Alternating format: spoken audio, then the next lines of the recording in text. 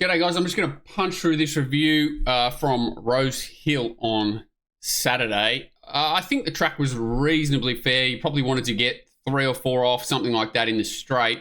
They obviously put up a 7 at the start of the day. That was wrong. So, yeah, closer to a 4. Maybe a little bit softer from the chute around that one bend and around the track in general. So the full circle was playing a little bit faster than the chute. We only saw 2 races from the chute though, so both of those will run at decent enough tempos. So yeah, overall I think the track was pretty fair, tempo related a lot of the time. You know, we got some fast and slow tempos, a couple of even tempos, so we got a good look at everything. And I don't really think there was a huge overriding bias that played a significant part. They definitely did get off the fence a little bit in the straight, and not Willard Dale was the only leader that got home. So first race, 1300 metre benchmark 72, very well backed. This horse in Unique Ambition. Blake Shin first up was a key booking. Another bit of act of God, obviously, that he was in town. Soft draw. He just did what he normally does. Got this horse to bounce, settle, and race a lot closer in the run. His superpower, which we've spoken about many times, I think the tab put up $15. They said sort of $13 after deduction. So they were probably the biggest loser here. Not that they can really get hurt. Alabama State, I thought, was always in an awkward spot and ran quite well. Just thinking about things, talking about them, tabs obviously blocked. There was one talking point here, is the extreme cat that James McDonald asked for a pre-race vet check on this horse behind the gates. It was past fit to run and then pulled up 3 out of 5 lane. Did sort of sit 3 wide with cover in the run. So not a terrible spot, but did work in the run, and then obviously pulled up with an issue. So forgiving a bit, but it's going for a spell, I believe. There were some decent runs in the back of the pack, so Tabs gets out the back. I thought Prius was okay first up. Tempo-wise, it was just above average. They worked pretty hard the first sort of 400 and then back it off, the first 500, then back it off, and the race overall is okay. It's sort of pretty much bang on par for the class. So you can see sort of Alabama State getting worked on to sort of hold a spot. Monty Kate was huge again. This is Extreme Cat back in the pack. So 2 first uppers I thought went okay in winning Point and Piraeus. 2 stayers, sort of middle distance horses.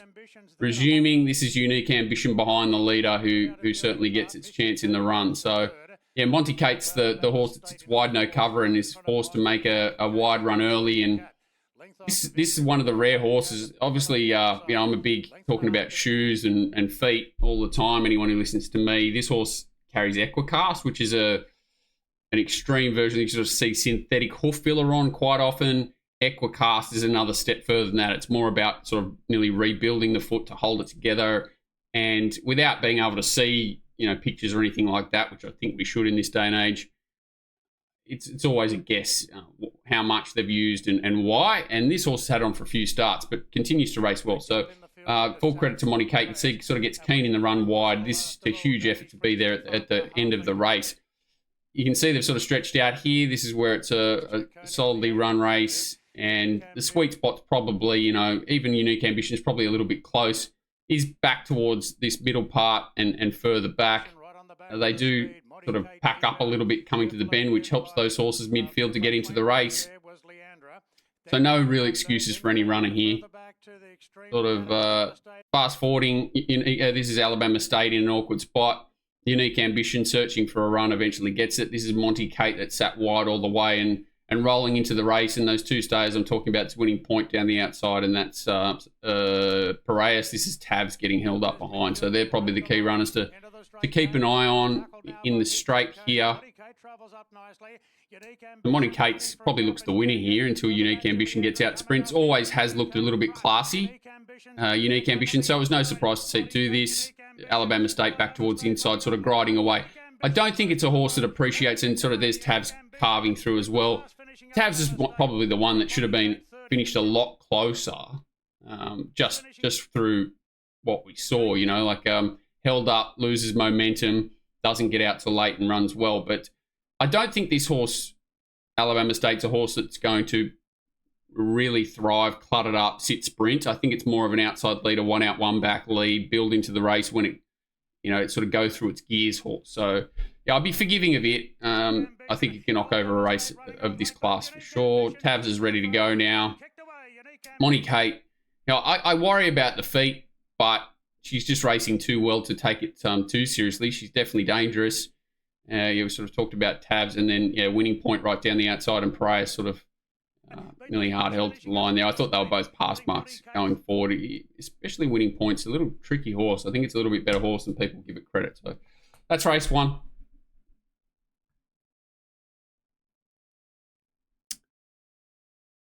Race 2, a fast run race here. Class 2, 1300, so a really fast run race and a pretty average race overall. So I'd be worried about the quality of this race. Certainly horses sort of midfield or worse were definitely pace assisted here. There's no real merit in the back half of this race. So whilst there were a few unlucky runners, Showman, who I was tipping pretty strongly here, didn't have a lot of luck, but certainly had things go its way from a pace perspective and the way the race was run. Gio Calcini was ridden forward up on a fast tempo. It ran well. Everito's ridden forward early and the block for run, it ran well. Marinero's, I thought, overcame difficulties. The win was very good, but I think it was suited, pretty one-pace type, and, Nash got the best out of it late. Hulu was enormous. Wide no cover in the young years was not too bad, but just be very wary of being too positive on horses here because the race itself is pretty average, I think. So, yeah, it's a caution, danger Will Robinson race. So Marinaro is sort of back here in the run. This is Showman. We'll talk about Hulu's in the green. Gets caught wide here, out wide there, and gets caught. Everito's in front. So these horses are working early. They go at about 5 lengths above standard for the first 700 metres to the 800 metre mark. They slow it down a little bit to the 600, and then, from the 800 metre mark, they've gone about 11 lengths below standard. So really no real merit in this back half of this race, which is a big problem, and the overall time's pretty steady. So, not a lot happens from this point. You just notice that sort of Hulu's out here in no man's land circling. I think that's Straight Fire that's caught wide, no cover as well. So its effort's okay. I think it's Straight Fire. Maybe it's not. It might be Taxpayer. Might be Taxpayer. This might be Straight Fire back here. I think it is. So this is Taxpayer, I'd say. You can see Showman just completely detached. He's just nearly gone to sleep on it, which is, it's pace assisted. There's no doubt about that. But, there comes a point where you've got to say maybe he was a bit too lackadaisical on it.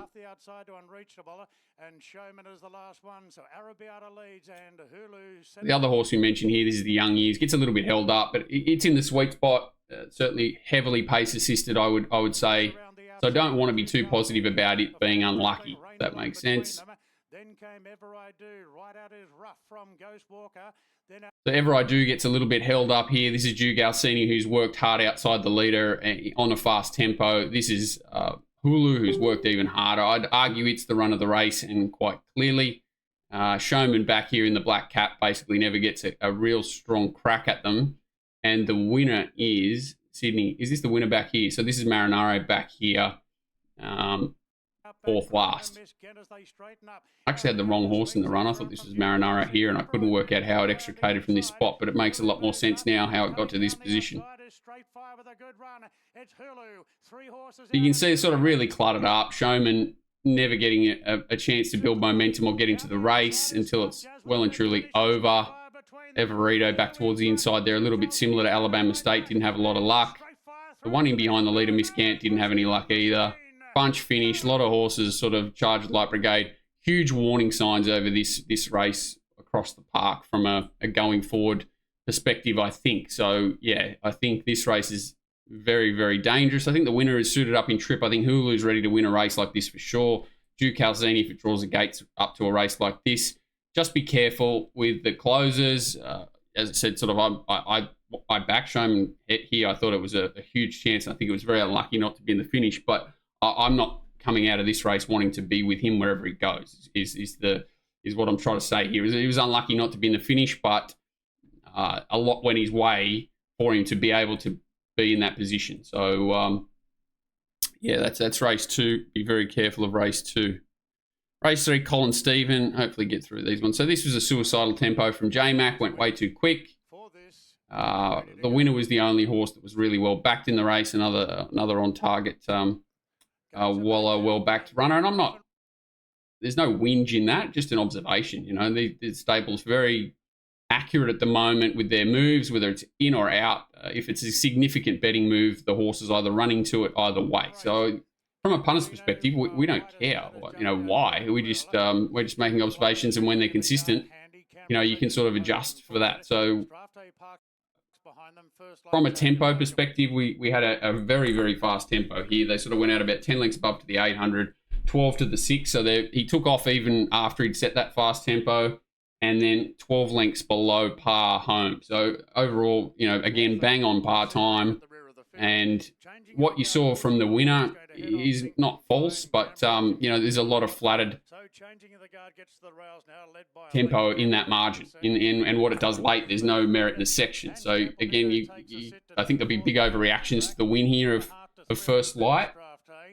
And probably had the freshest leg. Strathpay's been up for a long time. Campbell-Dino was coming off a horribly difficult run last start where it was basically set a similar task to what the leader was here and ran really well there, but just not the same horse. Coming to this race, what's his thing? Think and Fly was a little bit disappointing. Changing of the guard, looks like he wants another lap. He sort of sets a fast tempo. J-Mac's obviously out there with the intent to make it a strong staying test and really couldn't go quick enough. You know, he's one batted away, but the winner's just out sprinted him. And even Waltham gets home off a disappointing effort first up, sort of much improved effort here, or it might have been second up last time, so this might be third up, but a much improved effort nonetheless, but heavily pace assisted. So again, warning signs over this race, nothing really happens. You can see J-Mac takes off and tries to make it a staying test, probably looks nearly the winner here, but First Light gets exposed to the outside and finishes off, you know, way too strong. As we said, sort of heavily pace assisted. And from this part on, they're not doing a lot. Like, for argument's sake, the winners come home, you know, 5 lengths below standard, 7 lengths below standard, the last 600 metres. So even though it looks like it's sprinting hard here and putting a big margin away on a field, it's not doing a lot, really. And it's all just a bit of an illusion. And you just got to be wary of that. So even like Waltham moving home into fourth is a bit of an illusion.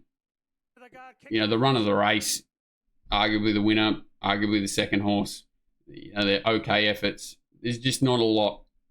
What you see is what you get. From a time perspective, they run even time overall, but even time off the back of a really fast tempo in a staying race is not normally a good sign. So again, warning signs over race 3.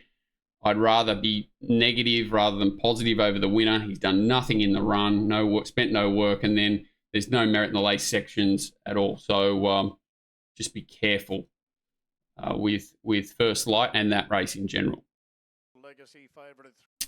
Race 4, Firestorm. This is another race run at a suicidal tempo, but a good effort because this horse was only second up. It's gone back-to-back wins. The second horse, Unusual Legacy, a little bit unlucky not to win. If he had probably stayed inside, he probably wins the race, but had added fitness over the winner, so was probably entitled to still get the better of him late, considering stage of preparation, tempo, all those sorts of things. So the race overall, see, that's a difference here. They've gone out about 16 above to the 800, 13 to the 6, and come home 8 lengths below, but they've still gone about 5 lengths above standard for the race. So this to me is a little bit stronger quality-wise, the race for sure. Potentially going forward, it's a better race to sort of target runs that were okay. These horses are all going to go to a similar race again. So this is Firestorm slotting in. Forecaster, who's just been a warhorse this time in, just set ridiculous tempos, run after run in harder class than probably what it's eligible for as well. So he just continues to be a bit of a warhorse. Raff attacks caught wide here, and I think it's Hippo decides that he's going to press on. Sorry, I'll just show you the race. Yeah, I think it's Hippo. It is. Yeah, it is Hippo. Blake Shin's on the other one. Yeah, it's Hippo. So presses forward and sets a really fast tempo. Yeah, too fast a tempo, but sticks on quite well. Firestorm, we sort of sets here, and this is Unusual Legacy back towards the inside. There's a few disappointing runs, but no real reason for it. I'm a Dirty Grascal out the back. in isolation, he looks like he's ready to go next start, and I think he is, but just bear in mind, he's the one who had the softest run towards the back of the field and had the strong pace tempo advantage late. So they've landed in the absolute sweet spot, Unusual Legacy and Firestorm, for a really fast tempo.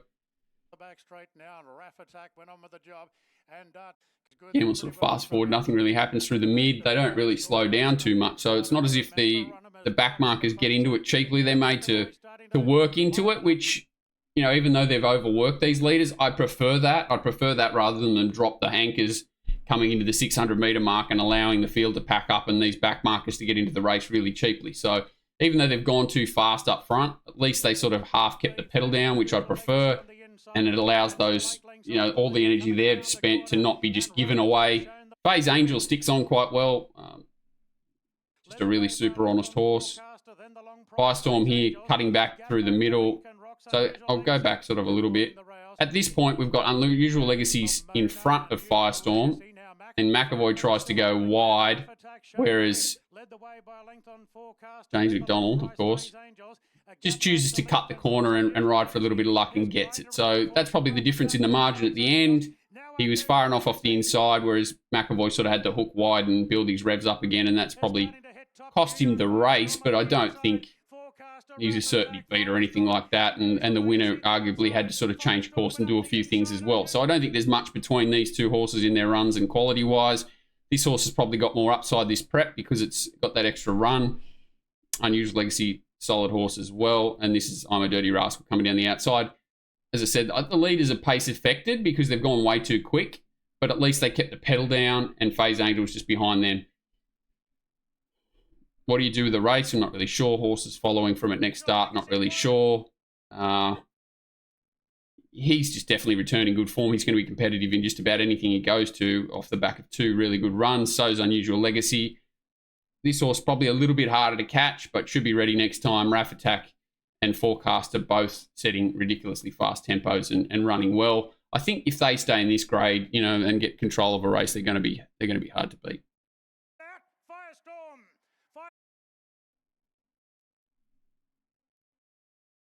Race 5, Heritage Stakes. Slow tempo here.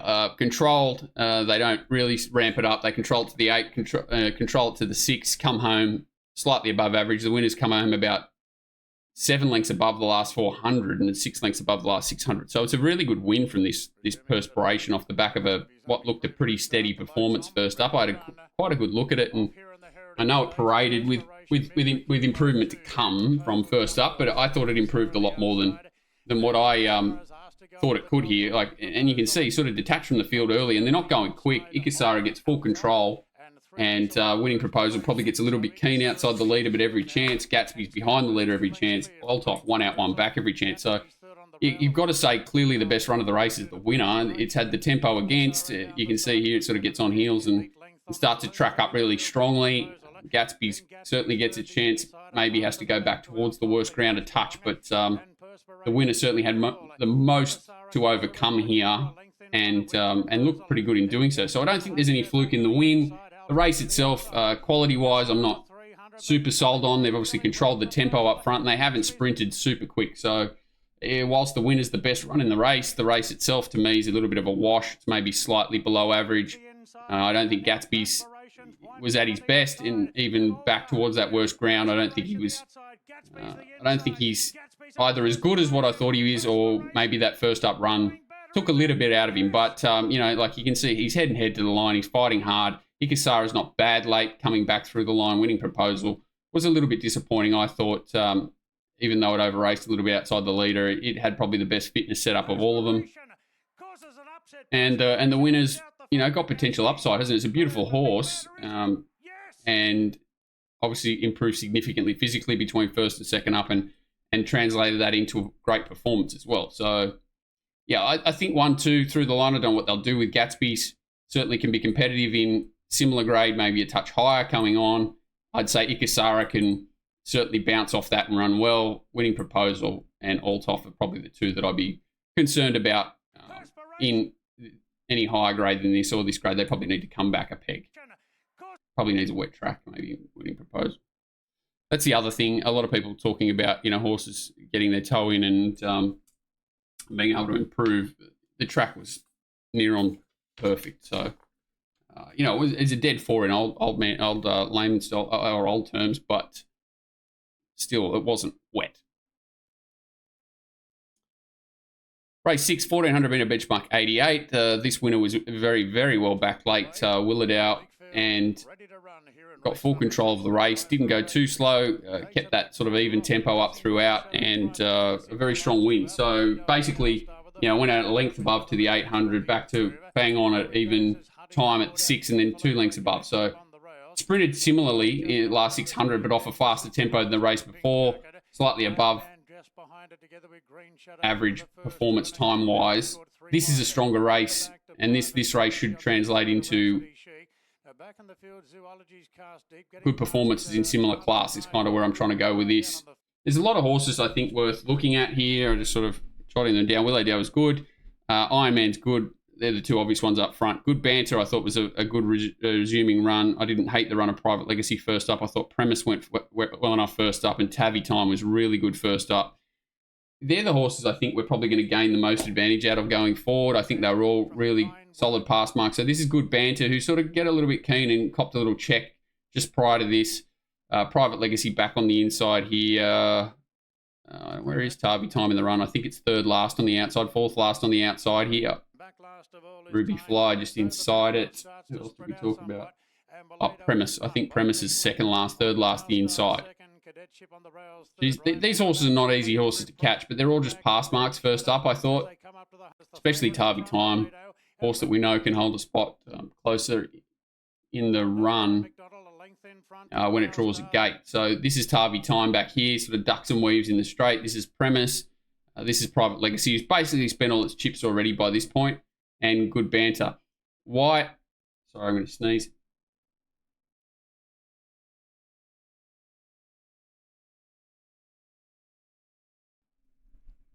Whoa.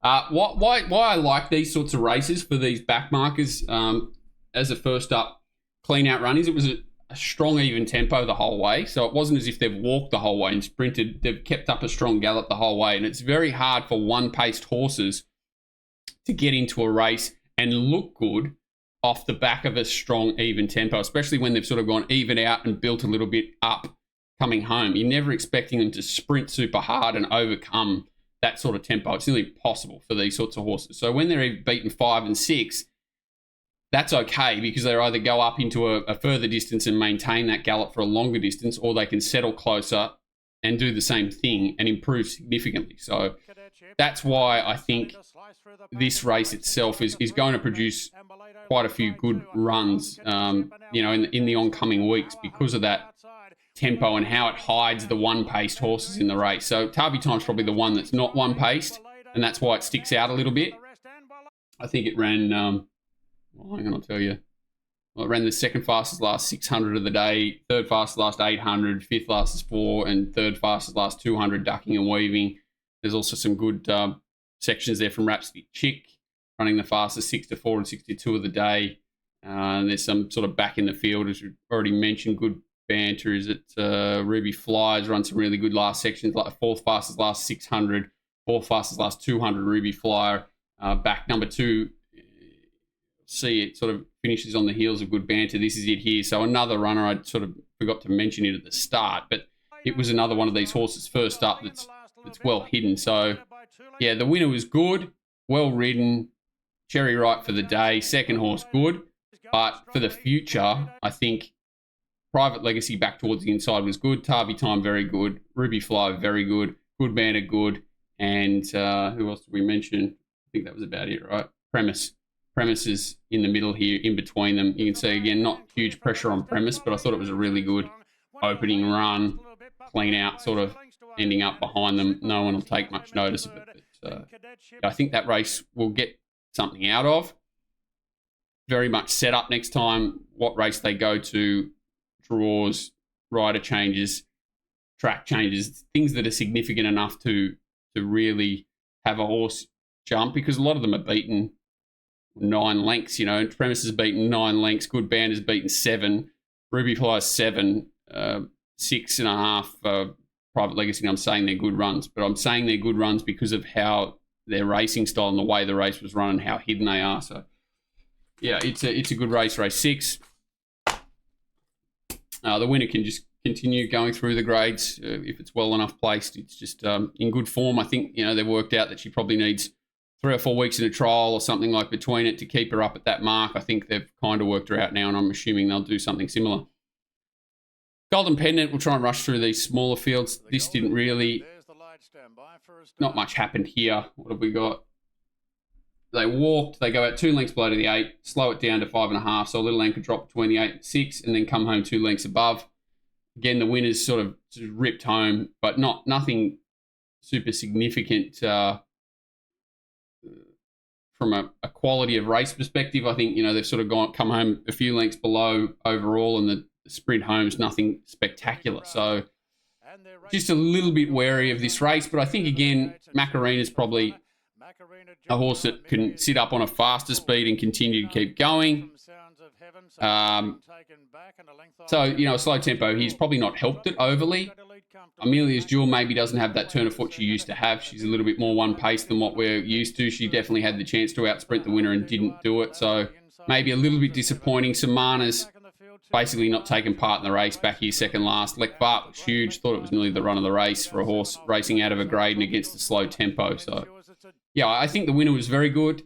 I think she can improve off it. I think she was probably the most pace affected in the race, and she was really solid. And she's got that great tactical speed and racing style. Amelia's Jewel is just not the horse she was, I don't think. The efforts are fine, and she'll continue to be competitive, but I thought she was down on what her best is. Samana takes a little bit more out of the race because she was just disappointing, and Lekvart's just Lekvart. She's a beauty. Nothing happens. Arctic Glamour was solid too, but she had sort of a couple of runs under her belt. So this is Lekvart the Grey coming to the outside. Samana pretty disappointing. Not much happens up the straight here. Just struggles to sprint. You would have thought that a sit sprint's really going to play into the hands of Amelia's Jewel, and while she's not beaten far, disappointing is a bad word. Just even Lekvart was a little bit unlucky not to finish closer there.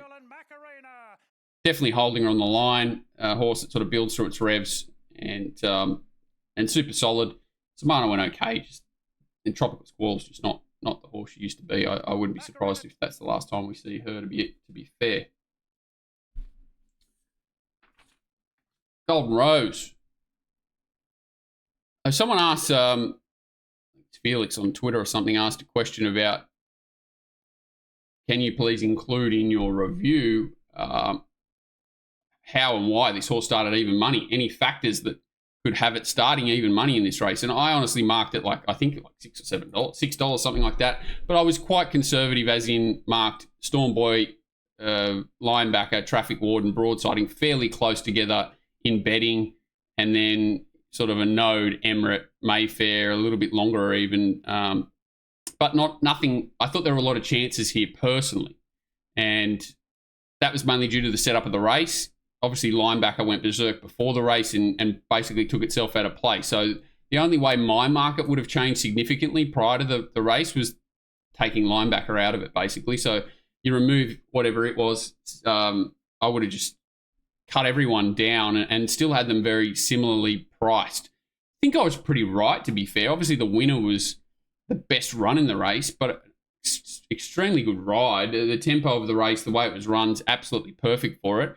I couldn't justify SPing this horse at $2, and even in hindsight, I could mark it a touch shorter, but I don't think you could run the race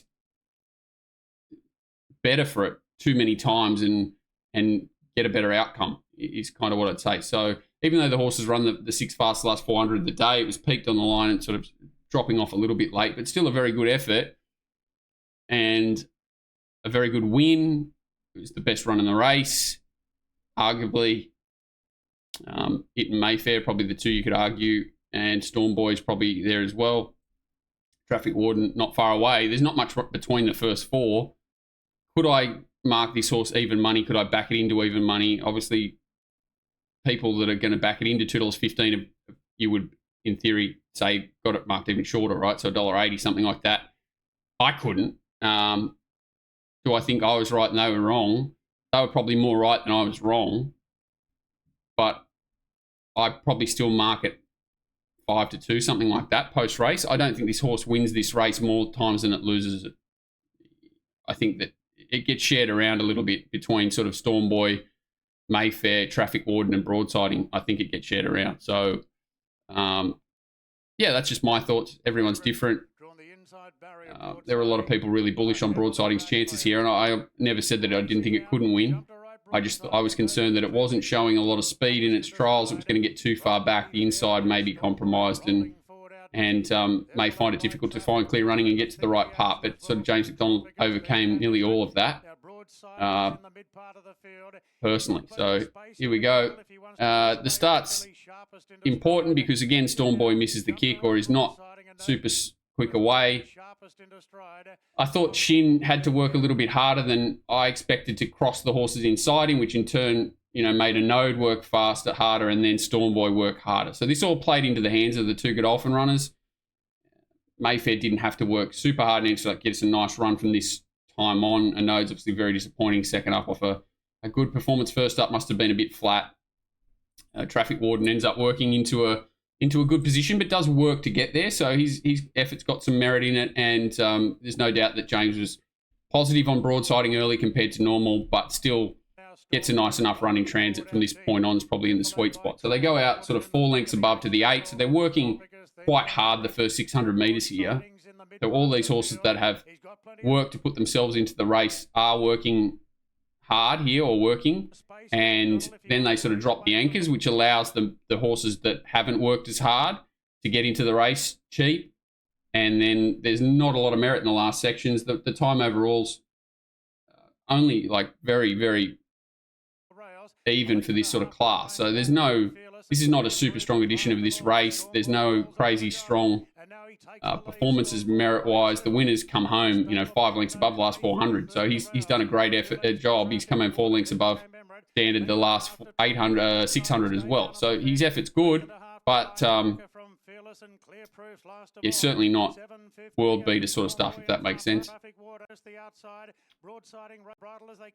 So here we go. James just freakishly gets out from underneath Tropicus without losing any momentum, gets off the back of Traffic Warden. So that can't have gone any better. Fearless leads, so complete forgive for him. Like, it can't have gone any better. If you're on broadsiding there, he never had to go near the slow ground. He never got cut up for momentum.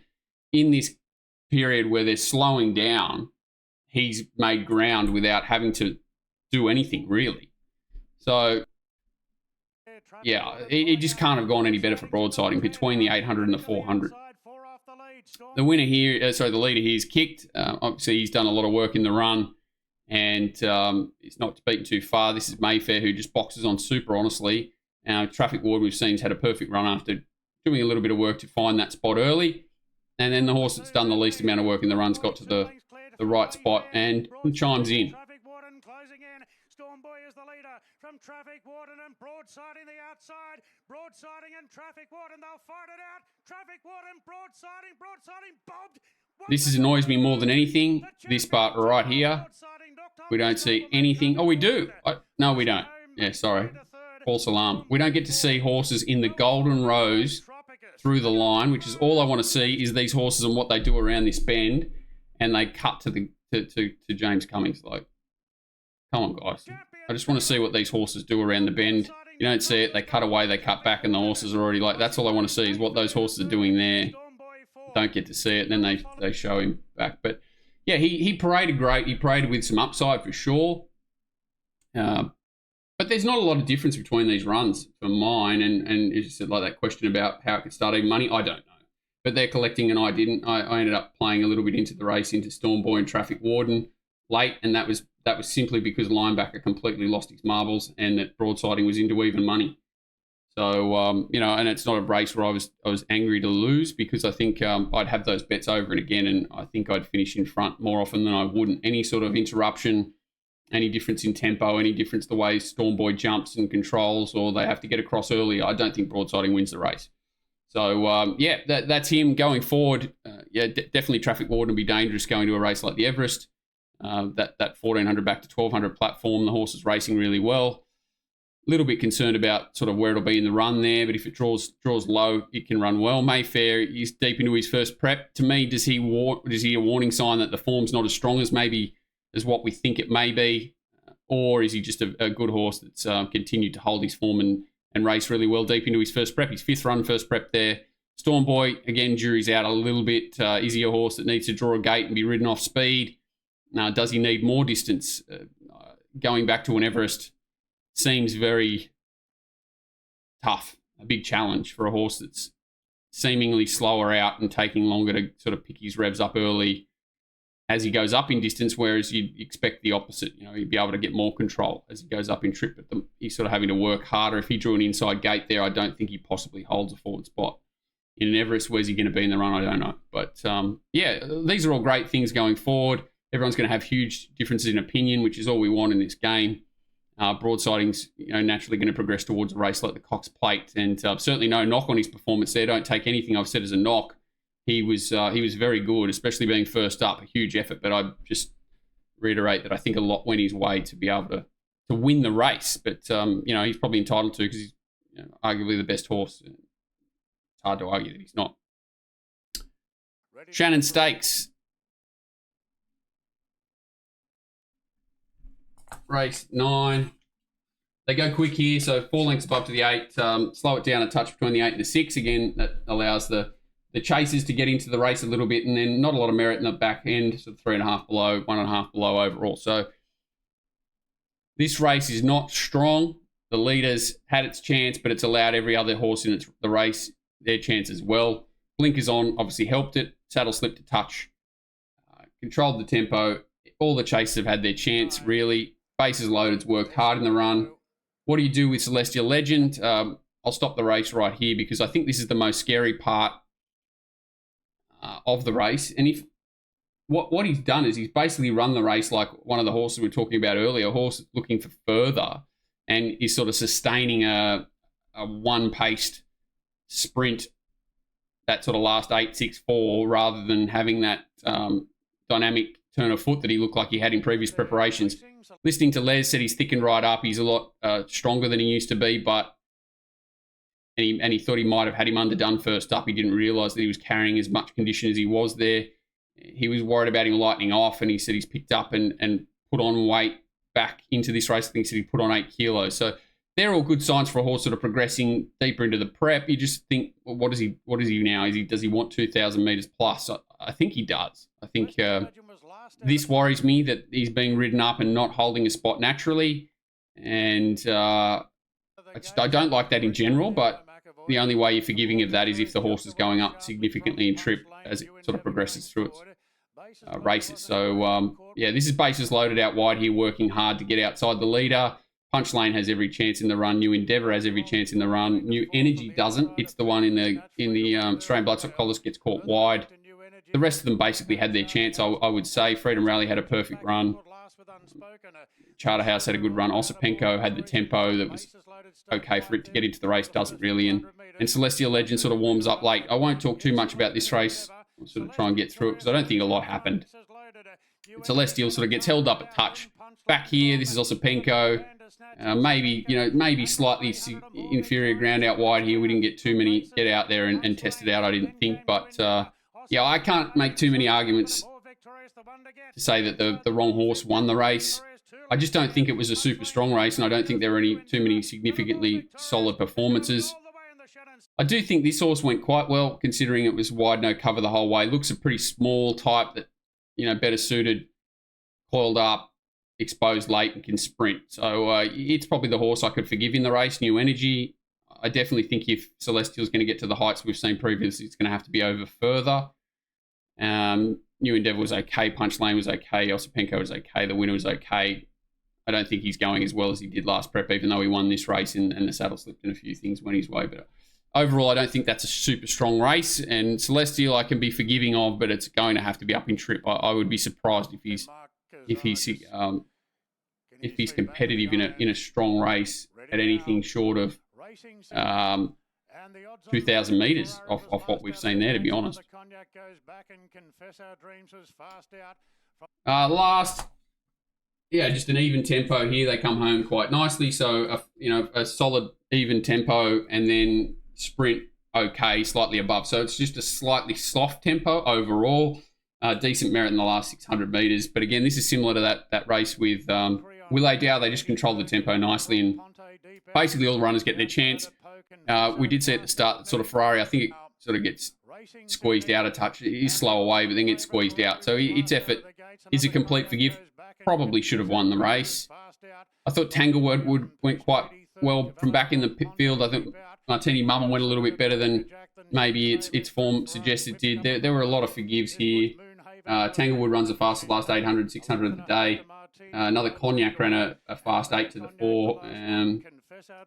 Confess Our Dreams does work early, but then controls out in front. Moonhaven pulls up 2 out of 5 lame and sits wide, no cover the whole way. So a complete forgive for Moonhaven, who's out there.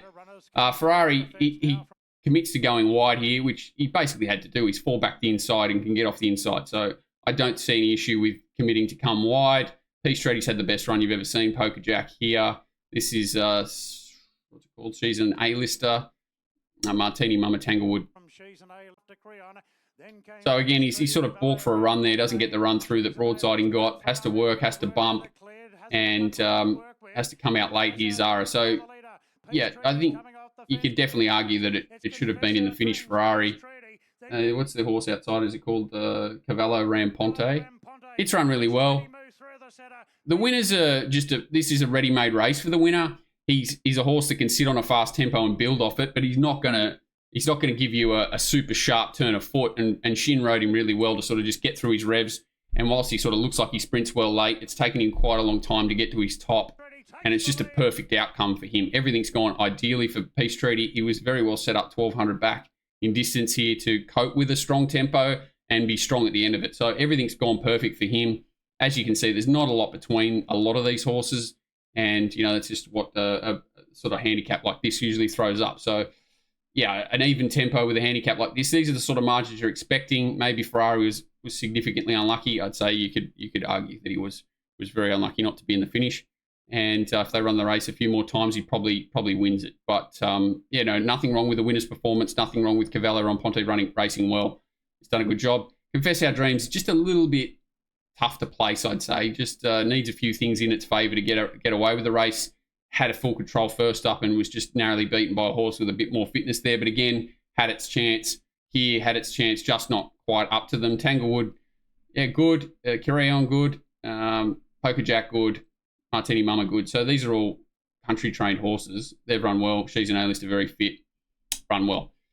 I think if you ran this race a few more times, Ferrari would win it more than the rest. But I think you'd still throw up a few funky results if, a little bit of change in tempo and the way they're sort of laid out at the start. So I think most of these horses can be competitive in this grade going forward. I'll send out a list of horses to follow. I haven't sort of nutted them down enough. But yeah, that was a pretty comprehensive review. A few things I sort of went into there. So hopefully there's a bit learnt, even if there's not so many horses to follow out of this meeting. But hopefully I sort of threw out a few things that the way I think about races and look at races as well here and going forward and the way races are run and then the horse you can target. I think there was a bit of educational stuff in here. So, I'm rarely proud of myself with reviews, but I thought I did this one pretty well. So certainly worth going back over if you're an avid form student and like what I say. Not many do, but if you do, I did give out a lot of information about how I sort of look at races and then horses in positions in the run, how races were run, and what I want to see from them going forward and then into next start. So, cheers, guys. And, I don't know. I'll probably do a stream maybe tomorrow evening regarding races to look at this weekend. It won't be tonight. Cheers, guys. From Cavallo Ramponte. Ferrari zoomed home into third when clear. On the outside.